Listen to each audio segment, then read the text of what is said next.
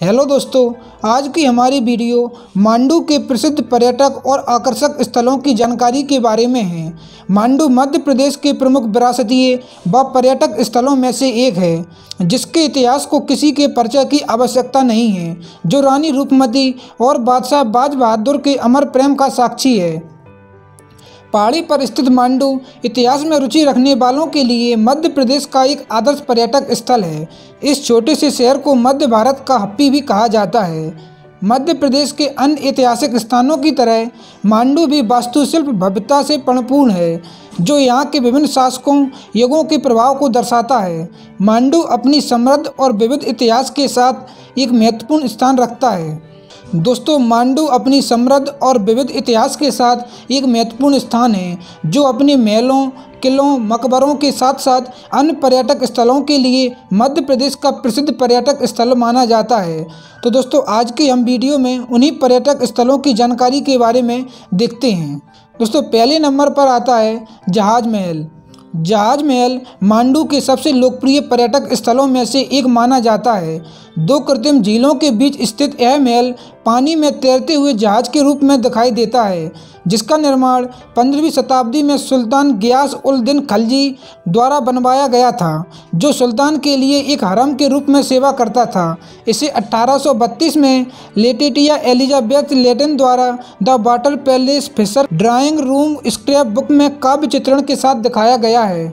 अगले स्थान पर आता है रूपमती महल। रूपमती महल रानी रूपमती और बादशाह बाज बहादुर के अमर प्रेम का साक्षी है, जो एक बड़े बलुआ पत्थर की संरचना के रूप में बनाया गया था। आज इसे रूपमती के मंडप के रूप में जाना जाता है। ऐसा माना जाता है कि रानी रूपमती नर्मदा नदी की इस कदर दीवानी थी कि वह तब तक पानी नहीं पीती थी जब तक कि वह नर्मदा नदी के दर्शन नहीं कर लेती थी। अगले स्थान पर आता है बाज बहादुर का महल।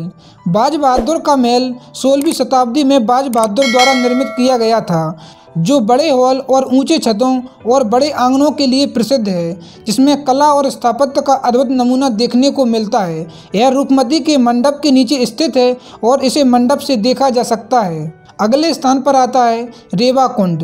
रानी रूपमती के मंडप में पानी की आपूर्ति के उद्देश्य से बाज बहादुर द्वारा रेवा कुंड जलाशय निर्मित करवाया गया था, जो रूपमती मंडप से नीचे स्थित है और इसीलिए इसे एक वास्तुशिल्प चमत्कार माना जाता है, जो मांडू की दर्शनीय झील के रूप में मानी जाती है।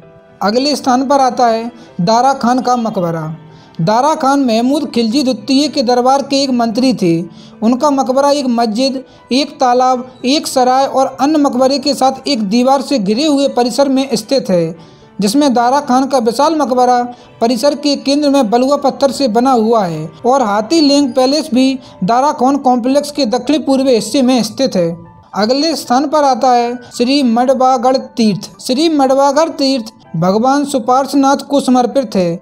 इसके अलावा यहाँ भगवान शांतिनाथ के छोटे आकार का एक अच्छा मंदिर है, जहाँ कई मंदिरों और मूर्तियों के अवशेष देखे जा सकते हैं।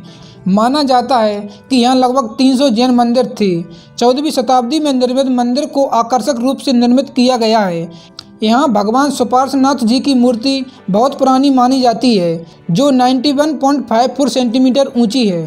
दोस्तों, अगले स्थान पर आता है जामी मस्जिद। जामी मस्जिद मांडू के प्रसिद्ध पर्यटक स्थलों में से एक है, जो विशाल लाल पत्थर से निर्मित है, जिससे यह कुछ किलोमीटर दूर से भी दिखाई देती है, जो भारत में अफगान वास्तुकला का सबसे अच्छा और सबसे बड़ा उदाहरण माना जाता है। जामी मस्जिद के सामने अशरफी पैलेस के खंडर हैं। महल के उत्तर पूर्व में 7 मंजिला स्मारक और पास में एक आकर्षक राम मंदिर भी है, जिसे 1769 ईस्वी में महारानी शकरवार बाई पावर ने बनवाया था। अगले स्थान पर आता है होशंग शाह का मकबरा।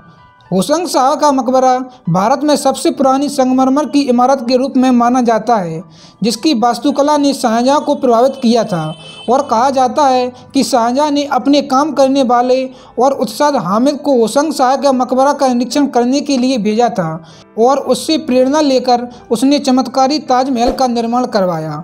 और माना जाता है कि होशंग शाह के मकबरे पर जो अर्धचंद्राकार मुकुट है, उसे फारस से लाया गया था। तो अगले स्थान पर आता है हिंडोला महल। हिंडोला महल अब एक टी आकार की इमारत है, जिसका उपयोग दर्शक हॉल या ओपन एयर थिएटर के रूप में किया जा रहा है। ऐसा माना जाता है कि इसका निर्माण 1425 में होशंग शाह के शासनकाल के दौरान हुआ था, लेकिन बाद में इसे 15वीं शताब्दी में गियासुद्दीन खिलजी के शासनकाल में बदल दिया गया था। इसकी वास्तुकला की सादगी इसे बाकी स्मारकों से अलग करती है।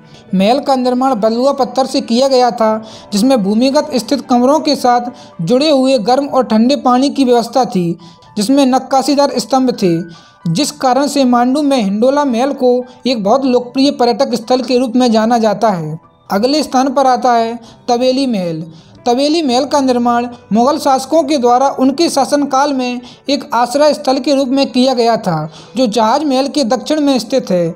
अब यह भारतीय पुरातत्व सर्वेक्षण की देखरेख में है, जिसमें विभिन्न पुरातत्विक निष्कर्ष देखने को मिलते हैं। दोस्तों, अब हम देखते हैं कि मांडू घूमने जाने का सबसे अच्छा समय कौन सा है। दोस्तों, मांडू जाने के लिए अक्टूबर मार्च का समय सबसे अच्छा समय माना जाता है, क्योंकि मध्य प्रदेश के अन्य भागों की तरह मांडू में भी मार्च से मई तक ग्रीष्मकाल में काफ़ी गर्मी होती है, जिस कारण सर्दियों का मौसम मांडू की यात्रा अधिक सुखद व रोमांचक होता है, जो आपकी यात्रा को और भी अनुकूल कर देता है।